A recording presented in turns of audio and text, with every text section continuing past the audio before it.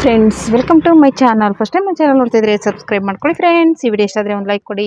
ಇದೇನಪ್ಪ ಅಂದರೆ ಇವಾಗ ಲೈನಿಂಗ್ ಬ್ಲೌಸ್ಗೆ ಇನ್ವಿಸಿಬಲ್ ಆಗಿ ಪೈಪಿಂಗ್ ಮಾಡೋದು ಯಾವ ರೀತಿ ಅಂತ ನೋಡೋಣ ಬನ್ನಿ. ಇದು ರೆಡಿಮೇಡ್ ಪೈಪಿಂಗ್ ತೊಗೊಂಡಿದ್ದೀನಿ. ಇದು ರೆಡಿಮೇಡು. ನಿಮಗೆ ಇದು ಹೋಲ್ಸೇಲ್ ಅಂಗಡಿಲಾದ್ರೆ ತುಂಬಾ ಕಡಿಮೆಗೆ ಸಿಗುತ್ತೆ. ನಾನು ಈ ಥರ ಹೋಲ್ಸೇಲಲ್ಲಿ ತಂದಿಟ್ಕೊಂಡಿದ್ದೀನಿ. ತುಂಬ ತಂದಿಟ್ಕೊಂಡಿದ್ದೀನಿ, ತೋರಿಸ್ತೀನಿ ನೋಡಿ. ಇಲ್ಲಿ ಕಾಣಿಸ್ತಾ ಇದೆಯಾ ನೋಡಿ, ಇಲ್ಲೆಲ್ಲ ಲೇಸ್ಗಳು ಫುಲ್ಲು ಇಟ್ಕೊಂಡಿದ್ದೀನಿ ಇದೆಲ್ಲ. ಹಂಗಾಗಿ ನೀವು ಆ ಥರ ಜಾಸ್ತಿ ಸ್ಟಿಚ್ ಮಾಡ್ತೀನಿ ಅಂದರೆ ಆ ಥರ ಹೋಲ್ಸೇಲ್ ಅಂಗಡಿಲಿ ತಂದಿಟ್ಕೊಂಬಿಡಿ, ತುಂಬಾ ಉಪಯೋಗ ಆಗುತ್ತೆ. ಓಕೆನಾ. ಇಲ್ಲೆಲ್ಲ ಒಂದೊಂದು ಮೀಟ್ರಿಗೆ 20-30 ರೂಪಾಯಿ ತಗೋತಾರೆ. ಅಲ್ಲಿ ಇದು ಒಂದು ಬಂಡಲ್ಗೆ ಒಂದು 150 ರೂಪಾಯಿ ಒಳಗೆ ಸಿಗುತ್ತೆ. ಇದರಲ್ಲಿ 150 ಮೀಟ್ರು, 200 ಮೀಟ್ರು, 150, 100 ಮೀಟ್ರು ಆ ಥರ ಇರುತ್ತೆ. ಓಕೆನಾ. ಹಂಗಾಗಿ ಅಲ್ಲಿ ತಗೊಳ್ಳೋದು ನಿಮಗೆ ವರ್ತು ಅನಿಸುತ್ತೆ. ಓಕೆನಾ. ಹಂಗಾಗಿ ಹೋಲ್ಸೇಲ್ ಅಂಗಡಿಲಿ ತಂದಿಟ್ಕೊಂಡ್ರೆ ಒಳ್ಳೆಯದು. ಅದು ರೆಗ್ಯುಲರಾಗಿ ಯಾವ್ಯಾವ ಕಲರ್ ಹೋಗುತ್ತೆ ಅದು ತಂದಿಟ್ಕೋಬೋದು. ಇವಾಗ ರೆಗ್ಯುಲರಾಗಿ ಪಿಂಕು, ಗೋಲ್ಡಲ್ಲಿ light gold, dark gold, copper, silver colour, ಈ ಥರ ಕಲರ್ಸ್ಗಳು ಇಟ್ಕೊಂಡ್ರೆ ಸಾಕು. ರೆಗ್ಯುಲರಾಗಿ ಎಲ್ಲದಕ್ಕೂ ಮ್ಯಾಚಿಂಗ್ ಆಗುತ್ತೆ. ಓಕೆನಾ. ಗೋಲ್ಡಲ್ಲಿ ಒಂದು 2-3 ಕಲರ್ ಇಟ್ಕೊಂಬಿಡಿ, ಲೈಟು ಡಾರ್ಕ್ ಆ ಥರ ಎಲ್ಲದಕ್ಕೂ ಯೂಸ್ ಆಗುತ್ತೆ. ಓಕೆನಾ. ಬನ್ನಿ ವಿಡಿಯೋ ಸ್ಟಾರ್ಟ್ ಮಾಡೋಣ. ನಿಮ್ಗೆ ಯಾವ ಥರದ್ದು ವೀಡಿಯೋ ಬೇಕು ಅಂತ ನೆಕ್ಸ್ಟ್ ಕಮೆಂಟ್ ಮಾಡಿ. ಇವಾಗ ಸದ್ಯಕ್ಕೆ ನಾನು ಇನ್ವಿಸಿಬಲ್ ಪೈಪಿಂಗ್ ಯಾವ ರೀತಿ ಮಾಡೋದು ಅಂತ ತೋರಿಸ್ಕೊಡ್ತೀನಿ. ಓಕೆನಾ. ಇವಾಗ ಸದ್ಯಕ್ಕೆ ಇದನ್ನು ಲೈನಿಂಗ್ ಬಟನ್ ಈ ಥರ ತೊಗೊಳ್ಳಿ. ಈ ಥರ ತೊಗೊಂಡು ಇವಾಗ ಇದನ್ನು ಸೀದಾ ಇದು ಪೈಪಿಂಗು ಈ ಕಡೆ ಬರಬೇಕು. ಈ ಏನು ಬ್ಲೌಸ್ ಪೀಸ್ ಇಟ್ಟಿರ್ತೀವಲ್ಲ ಈ ಕಡೆ ಬರಬೇಕು. ಹಿಂಗೆ ಇಟ್ಕೋಬಾರ್ದು, ಹಿಂಗೆ ಇಟ್ಕೋಬೇಕು. ಹಿಂಗೆ ಇಟ್ಕೊಂಡು ಅದು ಥ್ರೆಡ್ ಇರುತ್ತಲ್ಲ, ಥ್ರೆಡ್ ಪಕ್ಕದಲ್ಲೇ ಬರಬೇಕು ಸ್ಟಿಚಿಂಗು. ಓಕೆನಾ. ಒಂಚೂರು ಆ ಕಡೆ ಈ ಕಡೆ ಆಗಬಾರ್ದು. ಕರೆಕ್ಟಾಗಿ ಅದ್ರ ಮೇಲೆ ಸ್ಟಿಚಿಂಗ್ ಬರೋ ಥರ ಸ್ಟಿಚ್ ಮಾಡಬೇಕಾಗುತ್ತೆ. ಓಕೆನಾ.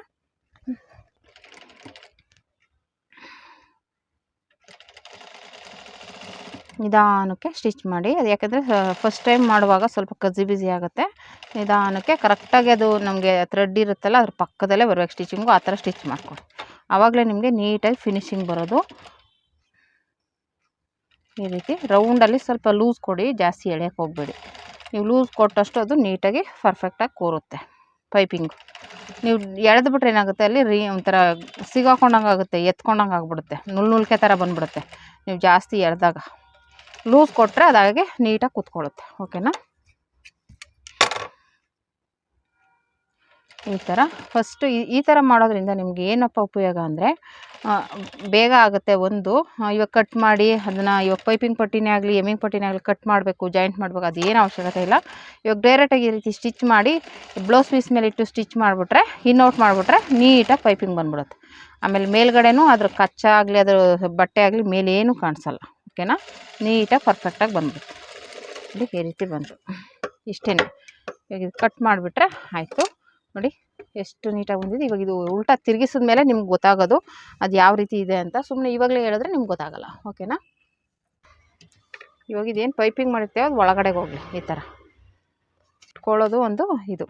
ಓಕೆನಾ. ಸುಮ್ಮನೆ ಹೆಂಗೆಂಗೋ ಇದು ಮಾಡಿಬಿಡೋಕ್ಕಾಗಲ್ಲ. ನೀಟಾಗಿ ಇಟ್ಕೊಳ್ಳಿ.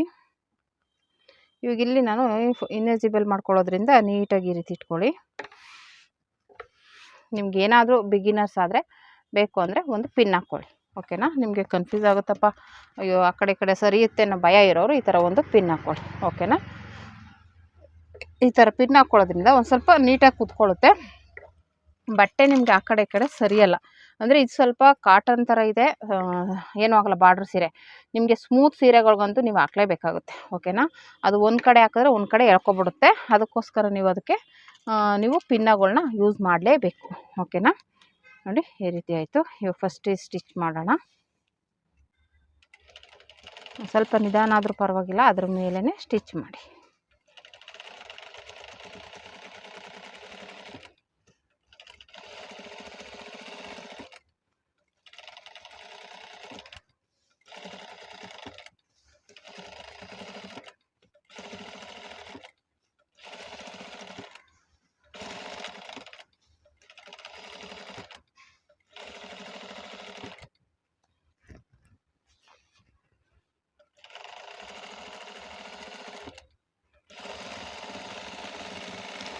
ಈ ರೀತಿ ಆಯಿತು.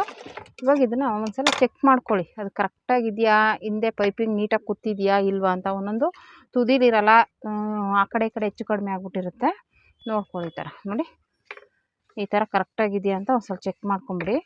ಈ ಥರ ಚೆಕ್ ಮಾಡೋದ್ರಿಂದ ಏನು ನಿಮಗೇನು ಪ್ರಾಬ್ಲಮ್ ಆಗೋಲ್ಲ. ನೋಡಿ ನೀಟಾಗಿ ಪರ್ಫೆಕ್ಟಾಗಿ ಕೂತಿದೆ.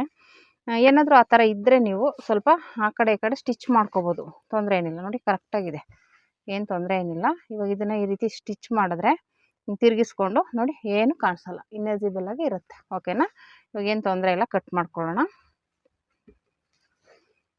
ಇಷ್ಟೇ ನೋಡಿ, ಎಷ್ಟು ಈಸಿಯಾಗಿ ನೀವು ಇನ್ವಿಸಿಬಲ್ ಪೈಪಿಂಗ್ ಮಾಡ್ಬೋದು. ಆಮೇಲೆ ಅದಕ್ಕೆ ರೆಡಿಮೇಡ್ ತಂದಿಟ್ಕೊಂಬಿಡಿ, ನಿಮಗೆ ಎಷ್ಟು ಕೆಲಸ ಬೇಗ ಆಗ್ಬಿಡುತ್ತೆ ಅಂದರೆ ಬೇಗನೆ ಸ್ಟಿಚಿಂಗ್ ಮಾಡಿಬಿಡ್ಬೋದು. ಓಕೆನಾ, ಎಲ್ಲದಕ್ಕೂ ಈ ಥರ. ಆಮೇಲೆ ನೋಡೋದಕ್ಕೆ ಫಿನಿಶಿಂಗಾಗೂ ಇರುತ್ತೆ, ನೋಡೋರಿಗೆ ಒಂಥರ ಸಣ್ಣದಾಗಿ ಪೈಪಿಂಗ್ ಮಾಡಿದ್ದಾರೆ ಅಂತ ಒಂಥರ ಖುಷಿನೂ ಆಗುತ್ತೆ. ಆಮೇಲೆ ನೀವು ಅಮೌಂಟ್ನ ಬೇಕಾದ್ರೆ ಒಂದು 10-20 ಜಾಸ್ತಿನೂ ಮಾಡ್ಬೋದು. ಓಕೆನಾ, ಇಲ್ಲ ಈ ಥರ ಥ್ರೆಡ್ ಪೈಪಿಂಗ್ ಹಾಕಿದ್ದೀವಿ ಅದಕ್ಕೋಸ್ಕರ ಒಂದು 20 ರುಪೀಸ್ ಅಂದರೆ ಕಡಿಮೆ ತಗೊಳ್ಳೋಂಥವ್ರು. ಇವಾಗ ಮಾಮೂಲಿ ಇದರಲ್ಲೆಲ್ಲ ಒಂದು 50-100 ರೂಪಾಯಿ ಅಂತೂ ಚಾರ್ಜ್ ಮಾಡ್ತಾರೆ. ನೀವು ಇವಾಗ ಕಮ್ಮಿ ತಗೋತಿದ್ದೀರಾ ಅಂದರೆ ಒಂದು 20 ರುಪೀಸ್ ಜಾಸ್ತಿ ಮಾಡಿ, ಏನು ತೊಂದರೆ ಇಲ್ಲ, ಮಾಡ್ಬೋದು. ಈ ಥರ ಥ್ರೆಡ್ ಪೈಪಿಂಗ್ ಮಾಡಿದ್ದೀನಿ, ಇಲ್ಲ ಬೇಕು ಅಂದಾಗ ಕೇಳಿ, ಈ ಥರ ಥ್ರೆಡ್ ಪೈಪಿಂಗ್ ಮಾಡ್ತೀನಿ, ಫಿನಿಶಿಂಗ್ ಎಲ್ಲ ನೀಟಾಗಿ ಬರುತ್ತೆ, 20 ರುಪೀಸ್ ಜಾಸ್ತಿ ಆಗುತ್ತೆ ಅಂತ. ಆವಾಗ ಹೇಳ್ದಾಗ ಕೆಲವ್ರಿಗೆ ಓಕೆ ಆಗುತ್ತೆ, ಆಗದೇ ಇರಲ್ಲ, ಆಗುತ್ತೆ. ಓಕೆನಾ, ಈ ರೀತಿ ಫಸ್ಟು ಲೈನಿಂಗ್ ಮೇಲೆ ಒಂದು ಸ್ಟಿಚ್ ಹಾಕೋಬಿಡಿ. ಇಲ್ಲ ಅಂದ್ರೂ ಹಾಗೇನು ಸ್ಟಿಚ್ ಮಾಡ್ಬೋದು, ಈ ಥರ ಲೈನಿಂಗ್ ಮೇಲೆ ಒಂದು ಸ್ಟಿಚ್ ಹಾಕೋದ್ರೆ ಇನ್ನೂ ನೀಟಾಗಿ ಪರ್ಫೆಕ್ಟಾಗಿ ಕೂರುತ್ತೆ ಅಂತ ಅಷ್ಟೇ. ಓಕೆನಾ,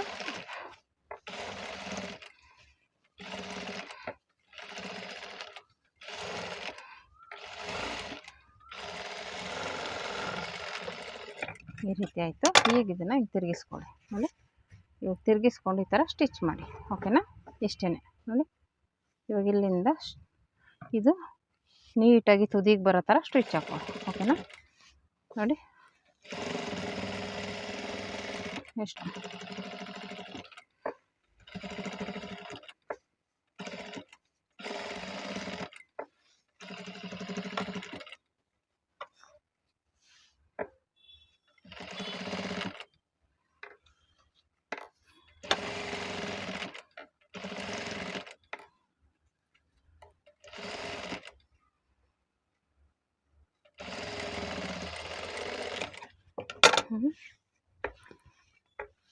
ನೋಡಿ ಎಷ್ಟು ನೀಟಾಗಿ ಬಂತು.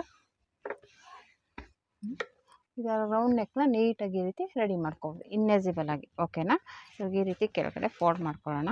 ನೋಡಿ ಹಿಂದೆನೂ ಅಷ್ಟೇ ಸ್ಟಿಚಿಂಗ್ ನಿಮ್ಗೆ ಏನೂ ಕಾಣಿಸಲ್ಲ, ಹಿಂದೆ ಎಷ್ಟು ಪರ್ಫೆಕ್ಟಾಗಿ ಕಾಣಿಸುತ್ತೆ ನೋಡಿ. ಹಿಂದೆನೂ ಅಷ್ಟೇ, ಮುಂದೆನೂ ಅಷ್ಟೇ. ಓಕೆನಾ, ನೀಟಾಗಿ ಬರುತ್ತೆ.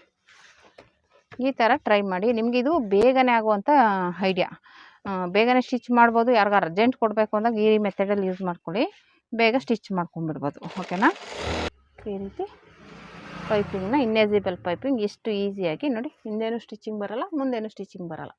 ಈ ರೀತಿ ನೀವು ಟ್ರೈ ಮಾಡ್ಬೋದು, ಲೈನಿಂಗ್ ಬ್ಲೌಸ್ಗೆಲ್ಲ ಪೈಪಿಂಗ್ನ ಯೂಸ್ ಮಾಡ್ಬೋದು. ಓಕೆನಾ, ಈ ವಿಡಿಯೋ ಇಷ್ಟ ಆದರೆ ಲೈಕ್ ಮಾಡಿ, ಶೇರ್ ಮಾಡಿ, ಕಮೆಂಟ್ ಮಾಡಿ. Thank you for watching.